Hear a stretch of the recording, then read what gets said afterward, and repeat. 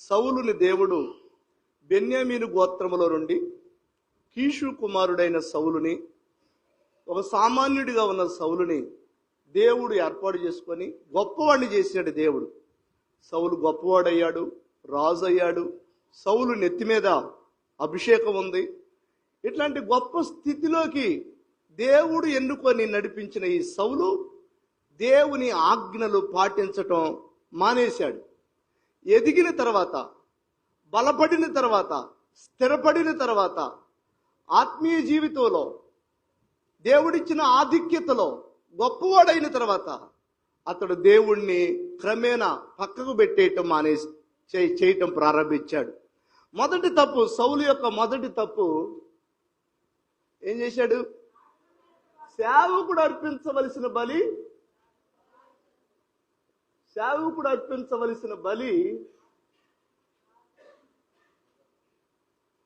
రాజు అర్పించాడు, సౌలు అర్పించాడు. Right.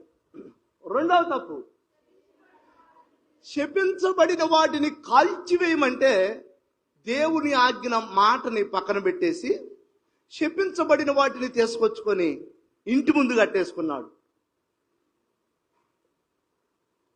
శపించబడిన వాటిని తీసుకొచ్చుకున్నాడు.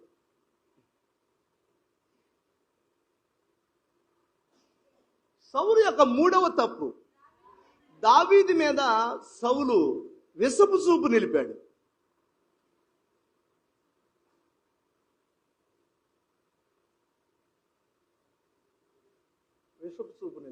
Right. ఇక్కడ వరకు ఆగిపోయింది.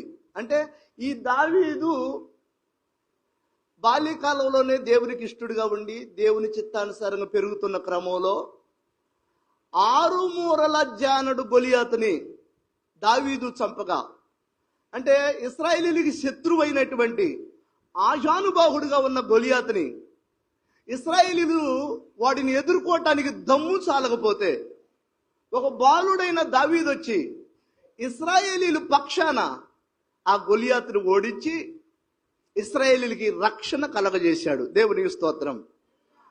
ఆ సందర్భంలో సౌలు దావీదు మీద ప్రేమ కలిగి ఉండాల్సింది పోయి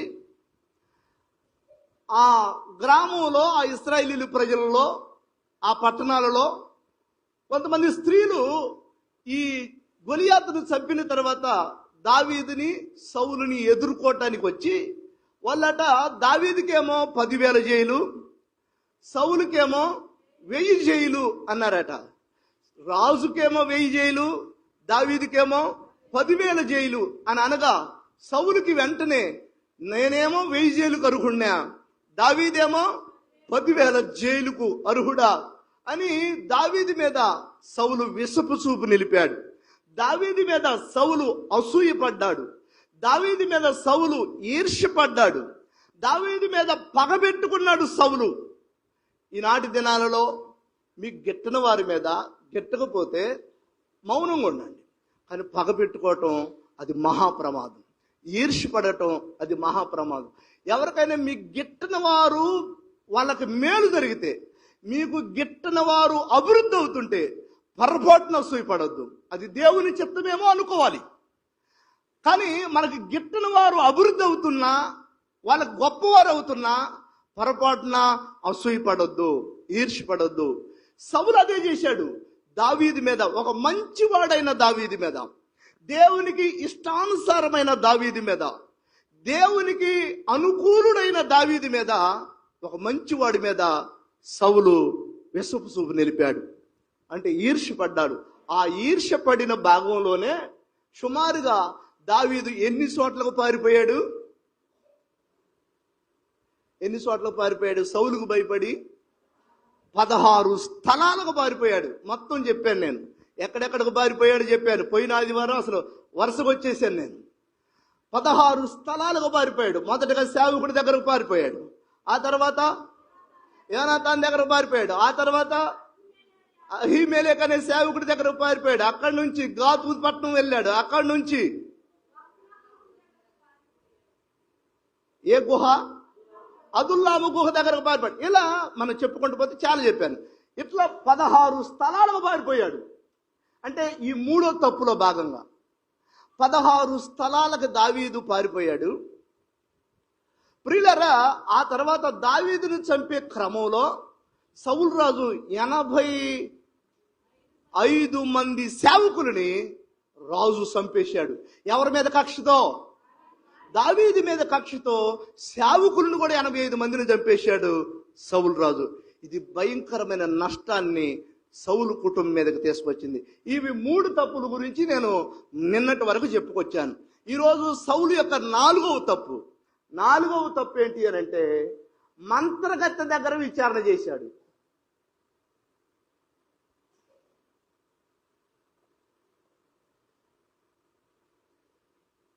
రైట్.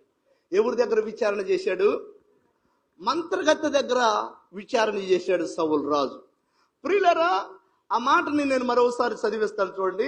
1 దినవృత్తాంతముల గ్రంథము 10వ అధ్యాయము 13వ వాక్యాన్ని చదువుకుందాం. ఈ ప్రకారము దేవుని ఆజ్ఞను గైకొనక దేవుని దృష్టి ఎదుట ద్రోహము చేసినందుకును దేవుని యొద్ద విచారణ చేయక కర్ణ పిశాచము గల వారి యొద్ద విచారణ చేసి దానిని వెతికినందుకు సౌలు చచ్చిపోయెను. చాలు. సౌలు ఎందుకు చచ్చిపోయాడట?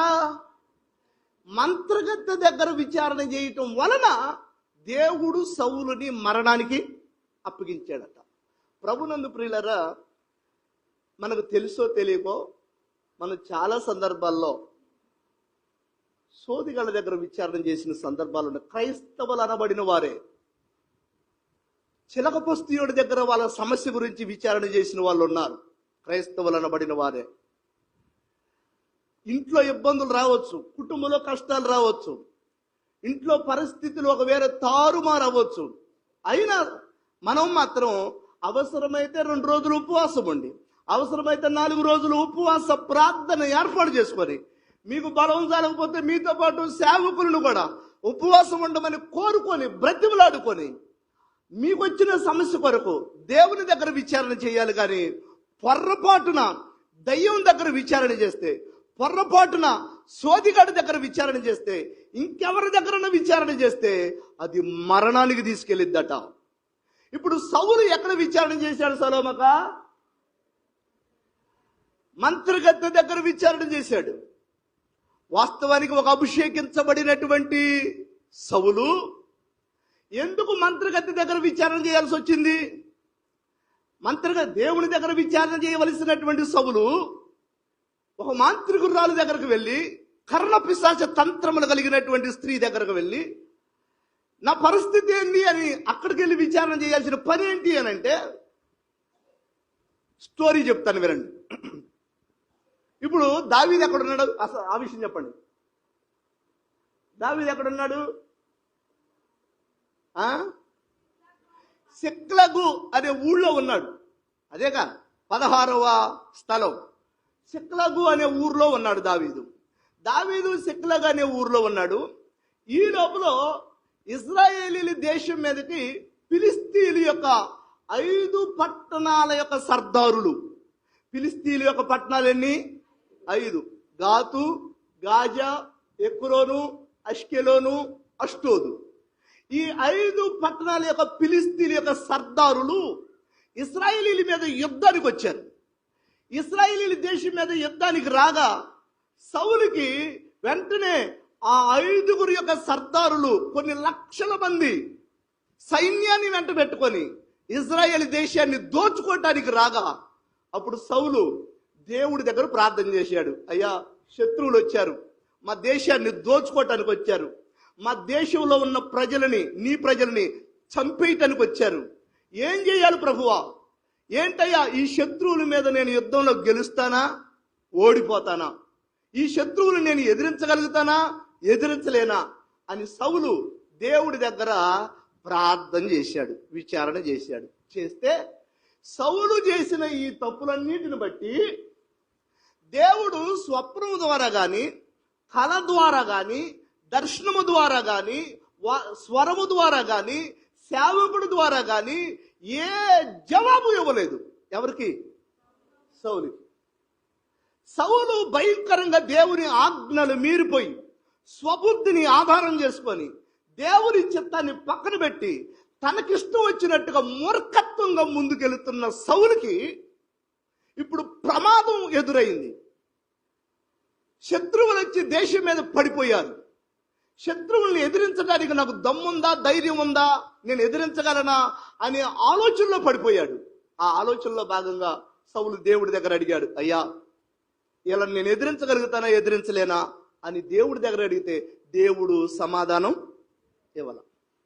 కనీసం ప్రవచనం ద్వారా సమాధానం ఇవ్వాల, దర్శనం ద్వారా కూడా దేవుడు మాట్లాడాల, కళ ద్వారా కూడా జవాబు ఇవ్వలేదు, సేవకుల ద్వారా కూడా జవాబు ఇవ్వాల.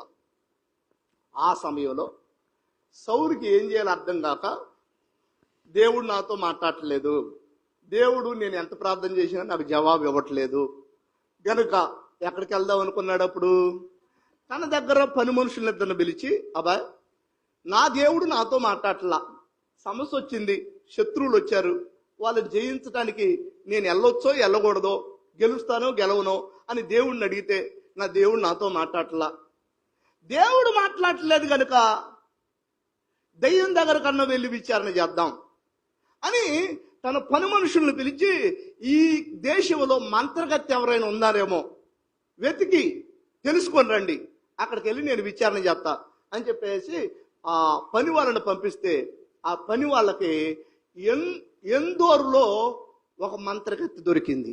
దేవునికి స్తోత్రం. ఎవరు? మంత్రగత్తె మొత్తానికి దొరికింది. ఇప్పుడు సౌలు మారువేషం వేసుకొని ఆ రాత్రికి రాత్రే తన ఇద్దరు పను మనుషులను తీసుకొని ఆ మంత్రగత్తె దగ్గరకు వెళ్ళాడు.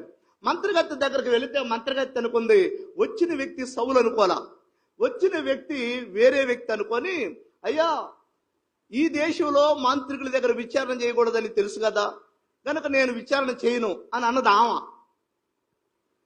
కాదు నీకు ఎట్లాంటి ప్రమాదం లేదు, రాజు వలన కూడా నీకు ఎట్లాంటి ప్రమాదం లేదు, నా విషయం మాత్రం నువ్వు విచారణ చేయాల్సిందని చెప్పేసి పట్టుబట్టగా ఆ రాత్రి ఆ మంత్రగత్తె పూజలు చేయటం ప్రారంభించింది. అంటే ఆ విద్య, ఆ మాంత్రిక విద్య ప్రయోగించటం ప్రారంభించింది ఆ రాత్రి. ఆ మాంత్రిక విద్య ప్రయోగిస్తున్న సమయంలో ఆ మంత్రగత్తె అడిగింది, ఎవరిని పిలవాలి నీ కోసం అని అడిగింది.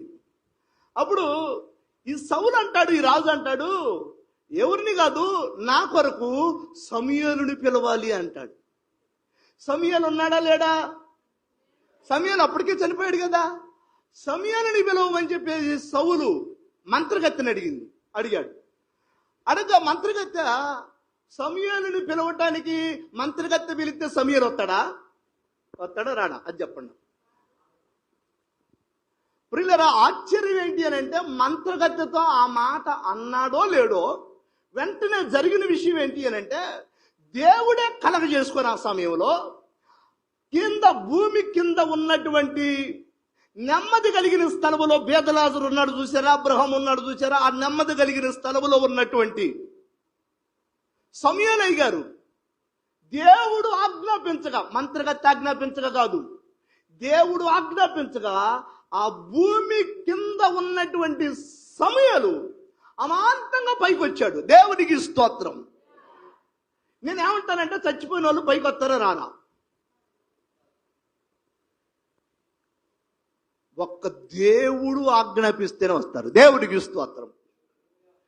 ఏ దేవత, ఏ దెయ్యము, ఏ మాంత్రికుడు, ఏ శకునగాడు, ఏ గారడి విద్యలు కలిగిన వాడికి ఒక చనిపోయిన మనిషి పైకి రావటం అది వీలుపడే విషయం కాదు. దేవుడికి స్తోత్రం. మరి ఎవరు పిలిస్తే వస్తాడు? దేవుడు పిలిస్తే వస్తాడు. ఇప్పుడు దేవుడే జ్ఞాపకం చేసుకొని ఈ సౌలు ఎటు తప్పిపోయాడన్న సంగతి దేవుడు అర్థం చేసుకొని ఈ మంత్రగత్తె పిలవకుండానే ఆ మాంత్రిక శక్తి కలిగిన ఆ స్త్రీ విద్య ప్రయోగిస్తూ ఉండగానే అకస్మాత్తుగా భూమిలో నుంచి పైకి ఒక ఆయన వచ్చాడు. వెంటనే ఆ స్త్రీ కంగారు పడిపోయి, కలవర పడిపోయి, భయం చెంది గుండెలు పోదుకుంటూ, అమ్మో నేను చూడలేకపోతున్నా ఆయన్ని, ఎవరో ఒక ఆయన వస్తున్నాడు, నేను చూడలేకపోతున్నా. ఇదిగో అసలు నువ్వు వచ్చింది, నువ్వు సౌలు రాజువే కదా, ముసుగు దీ, నీ ముసుగు అని అన్నదామా. దేవునికి స్తోత్రం. ముసుగు దీగ నేను సౌలు రాజునే అన్నాడు. రాజా, నువ్వేంది ఈ పని చేయటం? నువ్వు అభిషేకించబడిన వాడివి, నువ్వు ఇక్కడికి వచ్చి ఇక్కడ విచారణ చేయటం ఏంటి అని అంటే, కాదు, ఎవరు కనపడ్డారు నీకు అని అడిగాడు సౌలు. అప్పుడు ఆ మంత్రగత్తె అంటుంది, దేవతలలో ఒకడు నాకు కనపడ్డాడు. దేవునికి స్తోత్రం. ఎట్టున్నాడట? దేవతలలో దైవ స్వభావము కలిగినటువంటి ఒక పరిశుద్ధుడు పైకి వస్తున్నాడు. నేను పిలువకుండానే వస్తున్నాడు ఆయన.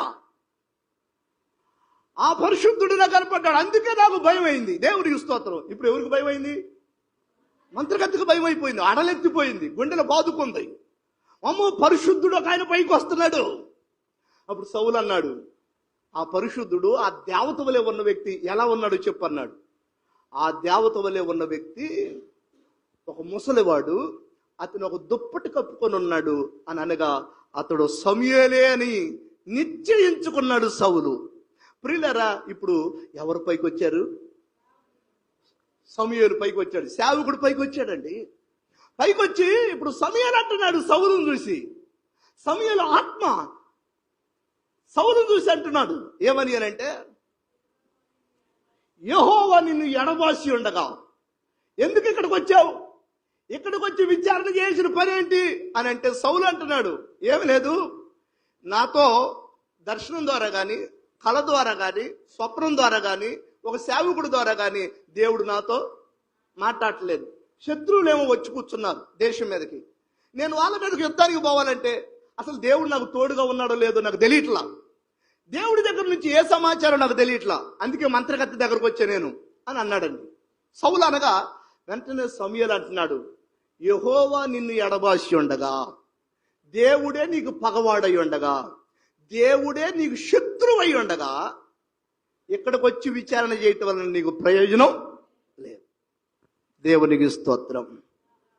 ఇంకొక మాట చెప్పాడు సమూయేలు, రేపు ఇదే సమయానికి నువ్వు నీ కొడుకులు నాతో పాటు ఆ భూమి కిందకు వచ్చేస్తారు. అంటే రేపు ఇదే సమయానికి సౌలా నువ్వు చచ్చిపోతున్నావు అని చెప్పి సమూయేలు వెళ్ళిపోయాడు. దేవునికి స్తోత్రం. రైట్. ఇప్పుడు నేను ఏమంటానంటే, ఆ మొదటి దినవృత్తాంతముల గ్రంథము 10వ అధ్యాయం 13వ వచనంలో ఏమని రాయబడి ఉంది? సౌలు శకునగత్తె దగ్గర, కర్ణ పిశాచ తంత్రములు కలిగినటువంటి స్త్రీ దగ్గర విచారణ చేసినందువలన సౌలు చచ్చెను అని ఉంది. అంటే ఇప్పుడు మరణం దేని వలన వచ్చింది? మంత్రగత్తె దగ్గర విచారణ చేయటం వలన సౌలు మీదకు మరణం అటాక్ అయిందంతే. ప్రభునందు ప్రియులారా, ఇది 4వ తప్పు. ఎవరిది? సౌలుది. మీకు ఎవరికైనా ఇబ్బంది ఉంటే, ఎవరికైనా బాధ ఉంటే, ఎవరికైనా సమస్య ఉంటే, ఎవరికైనా పరిస్థితి బాగోకపోతే చెయ్యవలసిన పని ఏంటి అని అంటే, అవసరమైతే 3 రోజులు ఉపవాసం ఉండి కన్నీరు గార్చి దేవుని దగ్గర విచారణ చేయాలి. కానీ పొరపాటున ఏ చిలకపస్తుడి దగ్గరకో, ఏ మాంత్రికుడి దగ్గరకో, ఏ సోదిగాడి దగ్గరకు వెళ్ళి విచారణ చేస్తే నీ అంతటికి నువ్వే మరణాన్ని కొని తెచ్చుకుంటున్నావు అని అర్థం. సహజంగా మనకి ఏంటి అని అంటే, లోకంలో పరిస్థితి ఏంటి అని అంటే, ఒక 10 రోజులు కనుక జ్వరం తగ్గలేదనుకోండి ఒక మనిషికి, 10 రోజులు మనిషికి జ్వరం తగ్గకపోతే మందులు ఆడుతున్నారు, ప్రార్థన కూడా చేస్తున్నారు, తగ్గలేదు జ్వరం. ఈ లోపల ఆయమ్మో ఈ అమ్మో వచ్చింది మన దగ్గరికి, పిల్లగాడికి 10 రోజులు అవుతున్నా జ్వరం తగ్గలేదు, మందులు ఆడుతున్నారు, ప్రార్థన కూడా చేపిస్తున్నారు, జ్వరం తగ్గలేదు కనుక మొత్తానికి ఇదేదో గాలి చిన్నలే, మొత్తానికి ఇదేదో మొత్తానికి దాటి ఉంటాడు, ఎక్కడో ఏదో దాటి ఉంటాడు. అమ్మాయి ప్రార్థనకి ఏదైనా పక్కన పెట్టి పిల్లగాడు ఏదన్నా చేతికి రాడు, మళ్ళీ ఇప్పటికే 15 రోజులు అవుతుంది, అర్జెంటుగా నేను చెప్పిన స్థలానికి పోతే ఒక అంతరం వేస్తాడు, గాలి గీలి దెబ్బకి పోయింది అని ఏ తల్లో చెప్పింది. ఇప్పుడు ఈ అమ్మ వాస్తవానికి ప్రార్థనకి వెళ్ళే అమ్మే. ఇప్పుడు ఏం చేసింది ఈ అమ్మ? నాకు తెలిసి ఖచ్చితంగా ఆలోచించింది. కారణం ఏంటి అని అంటే, నిజమేగా 20 రోజులు అవుతుంది అయినా తగ్గలేదు, ప్రార్థన చేస్తున్నాం అయినా తగ్గలేదు, గనుక ఎక్కడికి వెళ్ళాలని ఆలోచన వచ్చిందిగా. ఏ తల్లో చెప్పింది గాలి చిన్నలను కానీ ఏ తల్లో చెప్పింది అది మాంత్రిక ప్రభావాలని. వెంటనే ఆ తల్లి మనకు తెలిసిన విషయమే. వెంటనే ఆలోచించే విషయం ఏంటి అని అంటే, ఏ అంతరం వేసేవాడి దగ్గరకో ఏ మంత్రగాడి దగ్గరకో తీసుకెళ్ళటానికి ప్రయత్నం చేసిద్ది. ప్రభునందు ప్రియులరా, ఎప్పుడు కూడా నేనేమంటాను అని అంటే, మీకు ఎట్లాంటి పరిస్థితి ఉన్నా పొరపాటున అంతర్గాడి దగ్గరికి, మంత్రగాడి దగ్గరికి, సోదిగాడి దగ్గరికి, చిలకపస్తుడి దగ్గరకు పోయి విచారణ చేయకూడదు. సజీవుల పక్షాన దెయ్యాల దగ్గర విచారణ చేయకూడదు. సజీవుల పక్షాన చచ్చిన వారి దగ్గర విచారణ. మనం సజీవులవా, చచ్చిన వాళ్ళు సజీవులా? ఆ మధ్య తెలిసి తెలియక ఒక ఆయన బలహీనత రాగానే, సమస్య రాగానే చచ్చిపోయిన వ్యక్తి ఫోటో దగ్గరకు పోయి దండం పెట్టి నన్ను బతికించు, నన్ను కాపాడంటుందట. ఇప్పుడు చచ్చిపోయినోడు బాగు చేస్తాడా? సజీవురాలు అయినా నువ్వు ఏదన్నా చేసుకోగలవా? బతికున్న నీ కోసం చచ్చినోడు చేస్తాడా? వాడికి అన్ని వరాలే ఉంటే వాడే బతికుండేవాడు, దేవుడికి స్తోత్రం. చచ్చిన వాడే లేచి వచ్చేవాడు. నాకు నాకు నాకు అన్ని ఉన్నాయి, అన్ని వరాలు ఉన్నాయి, అవి ఉన్నాయి, ఇవి ఉన్నాయి కనుక నేను చచ్చిపోయాను, అయినా నేను బతికి రాగలను అని వాడే పైకి తిరిగి లేచేవాడే. అట్లాంటి చచ్చిపోయిన వాడు దగ్గరికి వెళ్ళి, వాడు ఫోటో దగ్గరికి వెళ్ళి నువ్వు నన్ను బాగు చేయి అంటే ఎంత అజ్ఞానం అది, ఎంత మూఢత్వ భక్తి అది. ఒకప్పుడు తెలిసి తెలియక మన తాతల ముత్తాతలకు తెలియదు, అవివేకంలో ఉన్నారు మన తాతల ముత్తాతలు. మనం సత్యంలోకి వచ్చాం, భక్తి అర్థమవుతుంది. రైట్. సౌలు ఎక్కడ విచారణ చేశాడు? మంత్రగత్త దగ్గరకు పోయి విచారణ చేశాడు. చివరికి మరణాన్ని కొని తెచ్చుకున్నాడు. ఎలా మరణం వచ్చిందో సౌలు విషయంలో నేను ఒక విషయాన్ని మీకు జ్ఞాపకం చేస్తాను. ఆ తర్వాత సౌలు ఇంటికి వచ్చాడు. ఇంటికి వచ్చిన తర్వాత తెల్లారి పొద్దున్నే ఫిలిస్తీన్లు ఆల్రెడీ ఇశ్రాయేలీల మీదకి యుద్ధానికి వచ్చి ఉన్నారు. యుద్ధానికి వాళ్ళు కాలు దువ్వుతూ ఉన్నారు. ఆ సమయంలో ఎటు తోచన పరిస్థితుల్లో శత్రువులని ఎదిరించాలి గనక, యుద్ధములో ఇశ్రాయేలీల్ని కాపాడుకోవాలి గనక, అది రాజు బాధ్యత గనుక, రాజు తప్పనిసరి పరిస్థితుల్లో తెల్లారి పొద్దున సౌలుకున్నటువంటి 3 కుమారులు, ఇశ్రాయేలీల యొక్క సైన్యం మొత్తం కలిసి ఫిలిస్తీన్ల మీద యుద్ధానికి వెళ్ళారు. ఫిలిస్తీన్లు ఆల్రెడీ దేశంలో జొరబడ్డారు. యుద్ధం ప్రారంభమైంది. గిల్బోవా పర్వతం మీద భయంకరమైన యుద్ధం జరుగుతూ ఉంది. ఆ గిల్బోవా పర్వతం మీద యుద్ధం జరుగుతూ ఉండగా ముందుగా సౌలు యొక్క సైన్యంలో ఉన్న యోధులు చచ్చిపోవటం ప్రారంభించారు. సైన్యంలో ఒక్కొక్కడు చచ్చిపోతూ ఉన్నాడు.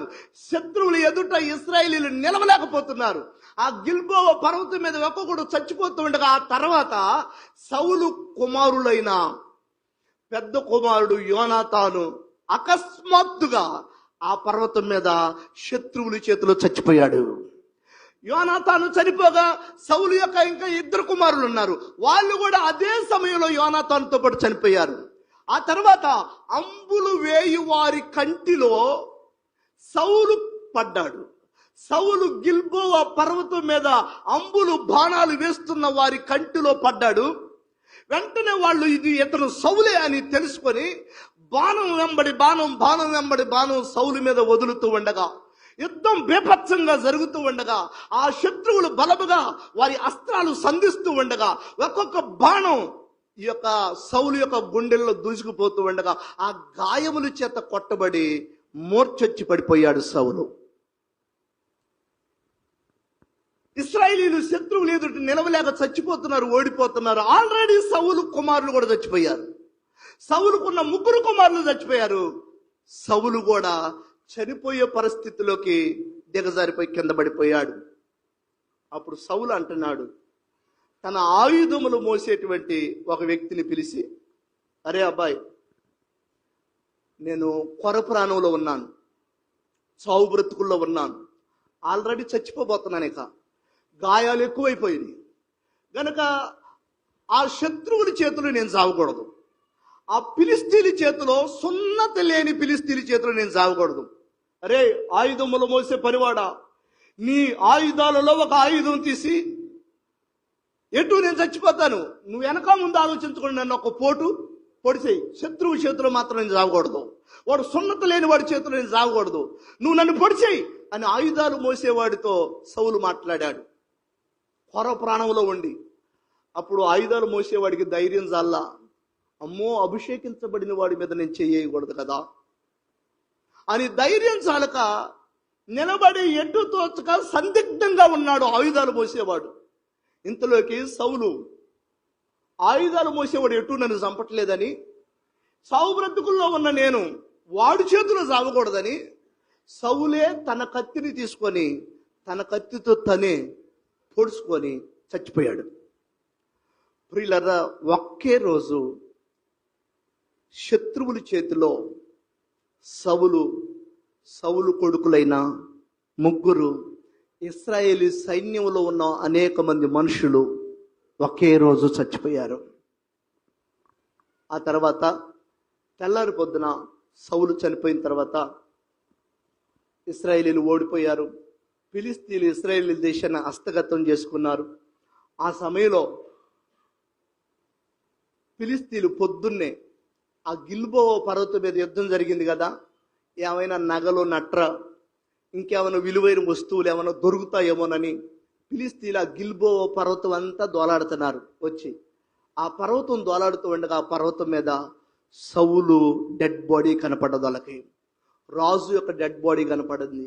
వెంటనే రాజును చూసి వాళ్ళు, ఈ సౌలు మన చేతిలో నిన్న చచ్చిపోయాడు అనుకుంటా అని సౌలు మెడకాయ, చచ్చిపోయినోడి మెడకాయ కోసేసి తల మొండెం వేరు చేసేసి ఆ మొండాన్ని, సౌలు యొక్క మొండాన్ని తీసుకుపోయి వాళ్ళ దేశానికి, ఫిలిస్తీన్ల యొక్క దేశానికి తీసుకెళ్ళి సౌలు యొక్క మొండెం మాత్రమే ఒక గోడకి వేలాడదీసి ఆ దేశ ప్రజలందరూ కూడా సరదా చేసుకోవటం ప్రారంభించారు. ప్రియులారా, ఎంత నీచాతి నీచమైన స్థితిలో సౌలు పరిస్థితి దిగజారిపోయింది అని అంటే, సౌలు చచ్చిపోవటానికి ఒక అభిషేకించబడిన రాజు, దేవుని చేత ఏర్పాటు చేయబడిన రాజు, దేవునికి ఇష్టుడైనటువంటి ఒకప్పుడు ఇష్టంగా ఉన్న సౌలు, బెన్యామీను గోత్రంలో కీసు కుమారుడైన సౌలుని దేవుడు ఏర్పాటు చేసుకొని గొప్పవాడిని చేసినటువంటి ఆ దేవుడు ఈరోజు సౌలును చూసి ఎందుకు సౌలుకి మరణం వచ్చిందంటున్నాడు? 1, సేవకుడు అర్పించవలసిన బలి సౌలు అర్పించాడు. 1. 2 తప్పు, శపించబడిన వాటిని తీసుకొచ్చుకొని ఇంటి ముందు కట్టేసుకున్నాడు. 2వ తప్పు. 3వ తప్పు, దావీదు మీద విషపు చూపు నిలిపి దావీదుని బట్టి 85 మంది సేవకులని చంపించేసేసాడు. అంత మాత్రమే కాదు, దావీదుని 16 స్థలాలకి పారిపోవటానికి కారణమయ్యాడు.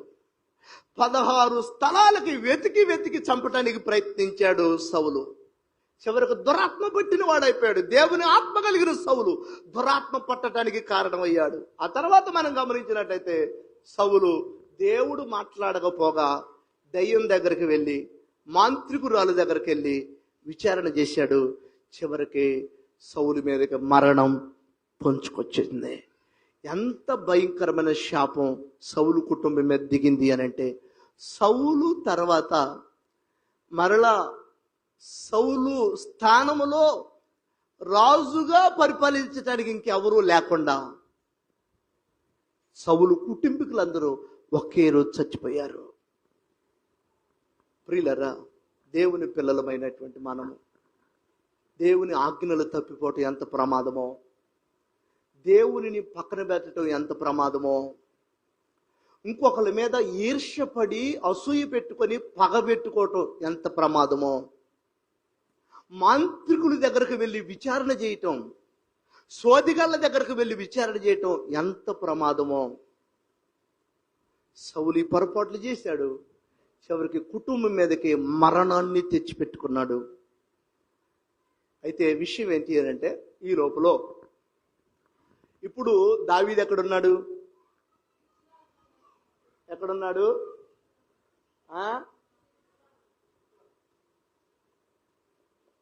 రైట్. దావీదు ఏ గ్రామంలో ఉన్నాడు? ఇప్పటికి కూడా దావీదు ఇంకా సిక్లగులోనే ఉన్నాడు. సౌలు చచ్చిపోయిన సంగతి దావీదుకి తెలియదు. సౌలుతో పాటు యోనాతాను చనిపోయిన సంగతి కూడా దావీదుకు తెలియదు. సౌలు చనిపోయిన 2 రోజుల తర్వాత 3వ రోజు ఒక వ్యక్తి దావీదు దగ్గరికి బట్టలు చింపుకొని, దుమ్ము నెత్తి మీద పోసుకొని, బూడిద నెత్తి మీద పోసుకొని, తలంతా చెరిపేసుకొని దావీదు దగ్గరికి పరిగెత్తుకుంటా సిక్లగు గ్రామం వచ్చేసాడు. దావీదు ఉన్న గ్రామానికి ఆ వ్యక్తి వచ్చి, అయ్యా దావీదు గారు, ఇంకేముంది, ఘోరం జరిగిపోయింది అని పెద్దగా కేకేశాడు. అప్పుడు దావీదు బయటకు వచ్చాడు. బయటకు వచ్చి చూసి, ఏం జరిగింది, ముందు నెమ్మదిగా ఉండి విషయం ఏందో చెప్పమన్నాడు దావీదు. అప్పుడు ఆ వ్యక్తి వచ్చి అంటున్నాడు, ఏమి లేదయ్యా, ఫిలిస్తీన్లు ఎదుట ఇశ్రాయేలీలు ఓడిపోయారు. ఫిలిస్తీన్లు ఎదుట ఇశ్రాయేలీలు నిలవలేక చచ్చిపోయారయ్యా. ఇంకొక విషయం ఏంటి అంటే, మన రాజు అయిన సౌలు కూడా గిల్బోవా పర్వతం మీద చనిపోయాడు. మన రాజుతో పాటు సౌలు కొడుకులైన యోనాతాను 3 కుమారులు కూడా ఆ పర్వతం మీద యుద్ధములో శత్రువులు ఎదుట నిలవలేక సౌలు కొడుకులు చచ్చిపోయారయ్యా, సౌలు చచ్చిపోయాడయ్యా. ఇదిగో నేను ఈ కిరీటం తీసుకొని వచ్చాను. సౌలు నెత్తి మీద ఉన్న కిరీటం, సౌలు నెత్తి మీద రాజరేఖ కిరీటం అక్కడ పడి ఉంటే నేను తీసుకొని వచ్చానయ్యా అని అన్నాడు. అప్పుడు దావీదు అంటాడు, ఈ విషయం నువ్వు నిజంగా చూసావా? చూశానయ్యా, నేను దగ్గరుండి చూసావా? సౌలు చచ్చిపోవటం నిజం చెబుతున్నావా, అబద్ధం చెబుతున్నావా? అయ్యా నేను చూశానయ్యా, ఇదిగో ఆ కిరీటం కూడా తీసుకొచ్చా, చచ్చిపోయాడు ఆల్రెడీ. సౌలు చనిపోతే నువ్వెందుకు వెళ్ళావు అక్కడికి? అసలు నువ్వెవరివి, ఏ ప్రాంతపు వాడివి అని దావీదు విచారణ చేయటం, ఇది నిజమా కాదని విచారణ చేయటం ప్రారంభించాడు. అప్పుడు అంటున్నాడు, ఆ వ్యక్తి అంటున్నాడు, అయ్యా నేను అమాలేకీయుణ్ణి. అయితే వాస్తవానికి నిన్న యుద్ధం జరుగుతున్నప్పుడు, మొన్న యుద్ధం జరుగుతున్నప్పుడు సౌలు రాజు ఫిలిస్తీన్లకి యుద్ధం జరుగుతూ ఉండగా నేను కూడా అనుకోకుండా ఆ స్థలంలో ఉన్నా. వాస్తవానికి ఆ ఫిలిస్తీన్లు అమాంతంగా బాణములు విసిరేయగా సౌలు మూర్చిపోయి కింద పడిపోయాడు, కొరప్రాణంతో కొట్టుమిట్టాడుతున్నాడు. ఆ సమయంలో నేను అదే స్థలానికి వచ్చాను. అప్పుడు ఆ చావు బ్రతుకుల్లో ఉన్నటువంటి సౌలు నన్ను చూశాడు. నన్ను చూసి అరే బయటరా అన్నాడు. నేను దగ్గరికి వెళ్ళాను. దగ్గరికి వెళ్ళగా సౌలు రాజు అన్నాడు, నువ్వెవడివి అన్నాడు. నేను అమాలేకీయుణ్ణి అన్నాను. అమాలేకీయుణ్ణి అని నేను అనగా సౌలు రాజు అన్నాడు, ఎటు నేను చచ్చిపోతున్నాను, పరప్రాణంతో ఉన్నాను, ఈ బాధ తట్టుకోలేకపోతున్నాను, నేను ఎటు బ్రతికే అవకాశం లేదు గనుక ఈ బాధ నేను తట్టుకోలేకపోతున్నాను గనుక అమాలేకీడా, ఇదిగో ఈ కత్తి తీసుకొని నన్ను పొడిసి సంపు అని సౌలు రాజు అన్నాడు. అలా అనగా నేనే సౌలు రాజుని, పరప్రాణంతో ఉన్న సౌలు రాజు ఎటు చచ్చిపోతాడు అనుకొని నేనే కత్తి తీసుకొని పొడిచి చంపేశాను అని దావీదుతో చెప్పాడు. ఇప్పుడు వాస్తవానికి ఈ వ్యక్తి చంపాడా, సౌలే చచ్చిపోయాడా? మరి ఈడేంది ఎటు చెప్పుకుంటున్నాడు?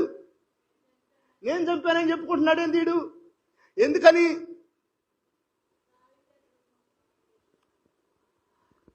వాస్తవానికి సౌలే తనంతటికి తానే పొడుచుకొని చంపుకున్నాడు. కానీ ఇప్పుడు ఈడొచ్చి చెబుతున్నాడు సౌలు రాజుని ఎటు చచ్చిపోయే పరిస్థితిలో ఉన్నాడని నేనే పొడిచి చంపాను అని చెప్పేసి దావీదుతో చెప్పగా, వాస్తవానికి ఎందుకు అట్లా చెప్పాడు అని అంటే, అలా చెబితే దావీదు ఇతనికి ఏదన్నా మంత్రి పదవో ఇంకొక పదవో ఇస్తాడు అనుకో అని చెప్పేసి ఆ విధానంలో ఆలోచించి దావీదుకి శత్రువుగా ఉన్న సౌలుని నేనే చంపా అని అంటే నాకేదన్నా గౌరవం దక్కిద్దనే ఉద్దేశంతో ఆ నింద ఈడు మీద వేసుకున్నాడు. కానీ వాస్తవానికి దావీదు చేసిన పని ఏంటి అని అంటే, ఆ మాట ఎప్పుడైతే తెలిసిందో ఒక్కసారిగా దావీదు బిగ్గరగా ఏడవటం ప్రారంభించాడు. దేవుని స్తోత్రం. ఎంత బిగ్గరగా ఏడవటం ప్రారంభించాడంటే, ఆ సౌలు గురించినటువంటి శోక కీర్తన పాట పాడటం ప్రారంభించాడు, విలాప పాట పాడటం ప్రారంభించాడు దావీదు. ఏమన్నా తెలుసా? సౌలో, నువ్వు దేవుని చేత అభిషేకించబడిన వాడివి, ఏ శత్రువుని ఎదుట నిలవలేకపోయాడే. ఒకప్పుడు నువ్వు శూరుడివి, దేవుని ఆత్మ కలిగిన వాడివి. అట్లాంటి గొప్ప వాడివైన నువ్వు ఈరోజు చనిపోయావా అని బిగ్గరగా దావీదు ఏడవటం ప్రారంభించాడు. దావీదు ఏడుస్తూ ఉండగా దావీదు వెనకాల సిక్కలకు గ్రామంలో ఉన్నటువంటి 600 మంది కూడా పెద్దగా ఏడవటం ప్రారంభించారు. దేవునికి స్తోత్రం. ఆ బాధ తట్టుకోలేక దావీదు ఆ రోజంతా ఉపవాసం ఉండిపోయాడు. దావీదు ఉపవాసం ఉండగా దావీదు వెనకాల ఉన్నటువంటి 600 మంది మనుషులు కూడా ఉపవాసం ఉండిపోయారు. సౌలు రాజు చచ్చిపోయాడని. వాస్తవానికి దావీదు ఏం చేయాలి? నా శత్రువు చచ్చిపోయాడని సంతోషపడాలి. నన్ను చంపటానికి వెతుకుతున్న సౌలు రాజు చచ్చిపోయాడని ఆనందపడాలి. కానీ సౌలు చచ్చిపోయాడని దావీదు ఏడవటం ప్రారంభించాడు. దేవుని స్తోత్రం. ఎంత మంచి సుబుద్ధి కలిగిన వాడు దావీదు. శత్రువు చచ్చిపోతే ఆ మధ్య నాకు తెలిసి ఒక రాజకీయ నాయకుడు చచ్చిపోతే ఆ రాజకీయ నాయకుడు చచ్చిపోయాడని కొంతమంది బాంబులు కలిసి నాటుకోడి తెచ్చుకొని మందు తెచ్చుకొని తాగి ఫంక్షన్ చేసుకున్న వాళ్ళు ఉన్నారు. నేనేమంటాను అని అంటే, ఏ రాజకీయ నాయకుడైనా కానీ, అది ఏ పార్టీ అయినా కానీ, ఒక వ్యక్తి ఎవరైనా చనిపోతే దానికి మనం సంతాపపడాలే కానీ అది పండగ కాకూడదు. దేవునికి స్తోత్రం. అది ఎవరైనా, నీకు విరోధైనా, నీ శత్రువు చనిపోయినా. కొన్ని సందర్భాల్లో మనోళ్ళు అంటూ ఉంటారు, వాడు చచ్చినా పర్వాలేదులేండి, బాగా చచ్చాడు, వాడు అట్నే చావాలి, అట్లాంటి సావే రావాలి వాడికి. వాడు బతుకుండగా అన్ని మూర్ఖపు క్రియలు చేశాడు, వాడు సావాలి, సత్యం మంచిదేలేండి అనేవాళ్ళు లేకపోలేదు. కానీ నేనేమంటాను అని అంటే, సౌలు ఎంత మూర్ఖుడు, సౌలు ఎంత దుర్మార్గమైన పనులు చేశాడు, సౌలు ఎంతగా దావీదును తరిమాడు, ఎన్నిసార్లు దావీదుకి కత్తి విసిరేశాడు, ఎన్నిసార్లు దావీదును చంపడానికి ప్రయత్నం చేశాడు. దావీదు అడవుల్లోకి పారిపోవాల్సి వచ్చింది, లోయల్లోకి పారిపోవాల్సి వచ్చింది, ఆ పర్వతాల మీద ఉండాల్సి వచ్చింది, కొండల్లో దాక్కోవలసి వచ్చింది. సౌలు చంపుతాడేమని భయపడి. కానీ ఈరోజు చంపాలనుకున్న సౌలు చచ్చిపోతే, శత్రువైన సౌలు చచ్చిపోతే దావీదు ఏడుస్తున్నాడు. దేవునికి స్తోత్రం. ఏడవటమే కాదు, ఒక పాట పాడుతున్నాడు సౌలు గురించి. చూడండి ఆ పాట ఎంత బాగుందో. మొదటి 2వ సమూయేలు గ్రంథం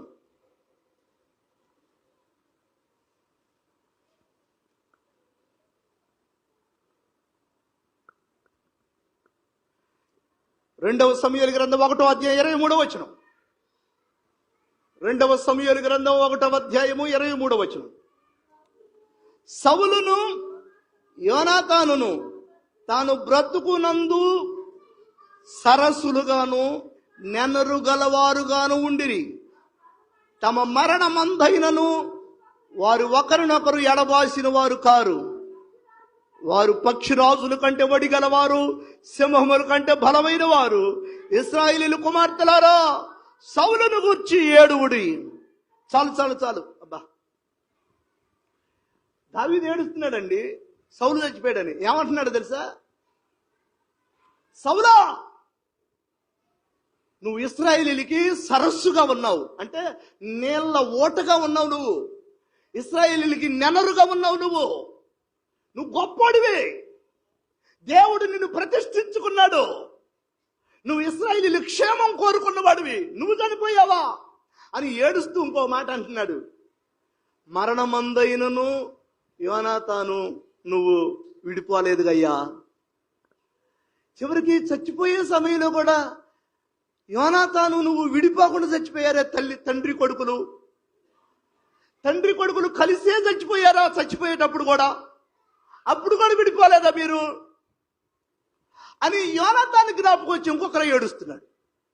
అలా ఏడుస్తున్న క్రమంలో యోనాతాను జ్ఞాపకం రాగా యోనాతాను కూడా చచ్చిపోయాడు అన్న విషయం తెలియగా ఇంక కింద ఎలా ఏడుస్తున్నాడో చూడండి, ఎలా మాట్లాడుతున్నాడో చూడండి. 26వ వచనం. నా సహోదరుడా యోనాతాను, నీవు నాకు అతి మనోహరుడవైతివి కాదా? నీ నిమిత్తము నేను బహు దుఃఖమునందుతున్నాను, నీ నిమిత్తం నేను బహు శోకమునందుతున్నాను. యోనాతానా, నా యందు నీకున్న ప్రేమ అసలు అది వర్ణించటానికి కూడా అవకాశం లేనంత ప్రేమ, వింతైనది. స్త్రీలు చూపే ప్రేమ కంటే కూడా అది అధికమైనదిగా యోనాతానా అని ఏడుస్తున్నాడు. దేవునికి స్తోత్రం. ఎవరి గురించి ఏడుస్తున్నాడు దావీదు?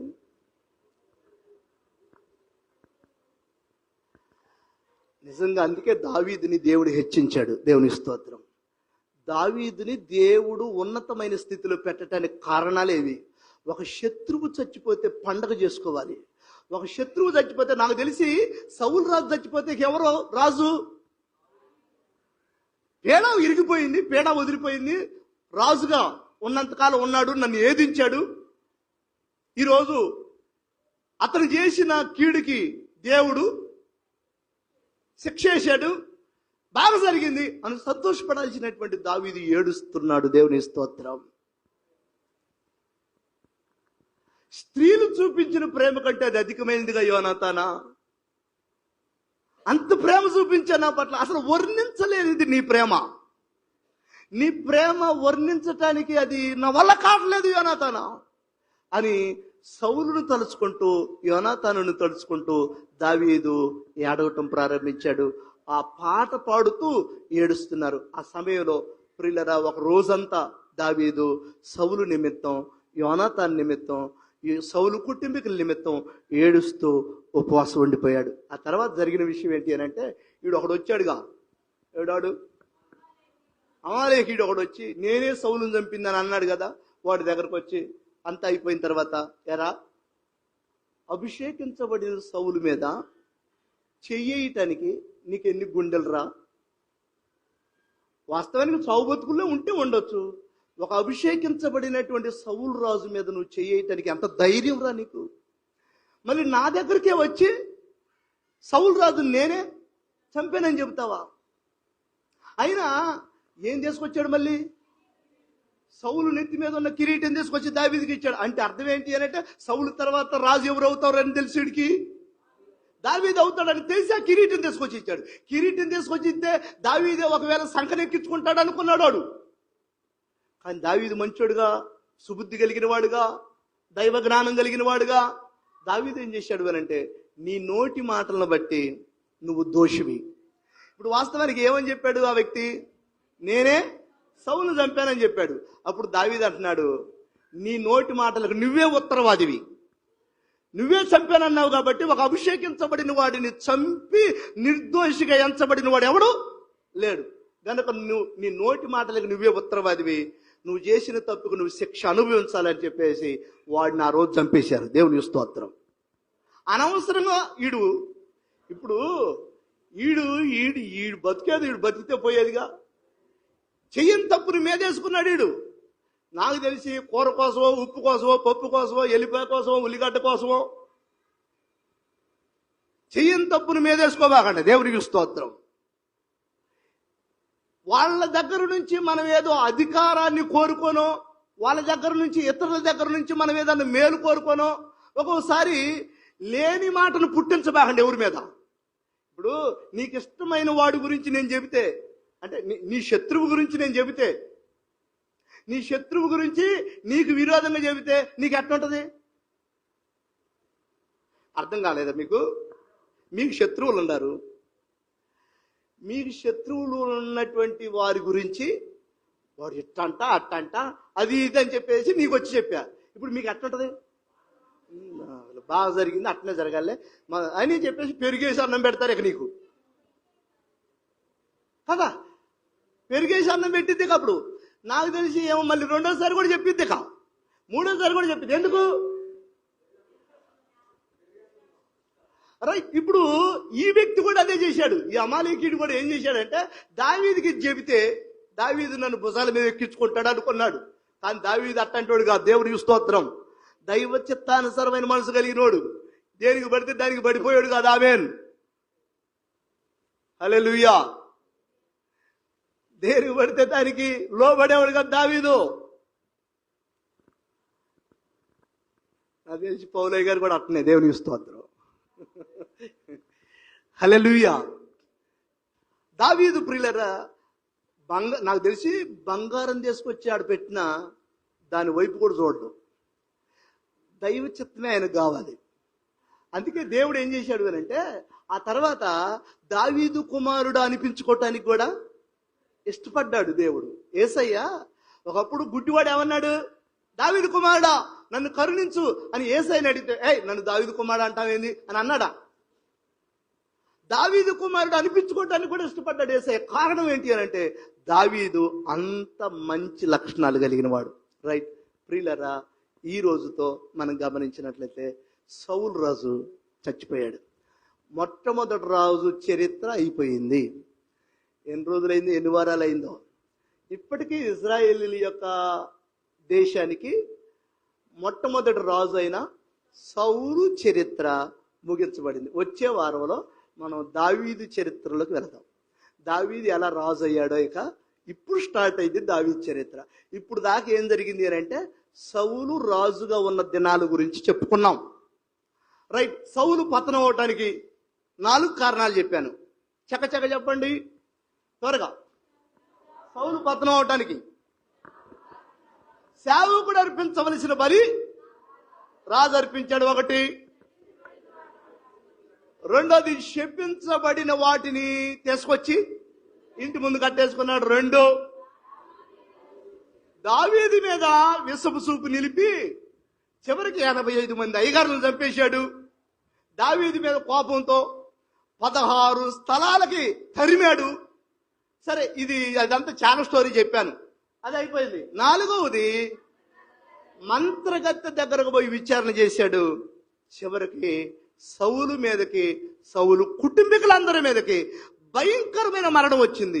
ఎంత భయంకరమైన మరణం అని అంటే, చివరికి తల మొండెం కూడా సౌలు వేరు చేయబడి ఒక భయంకరమైనటువంటి ఆ పరిస్థితిలో గోడకు తగిలిచ్చారు సౌలు యొక్క మొండాన్ని.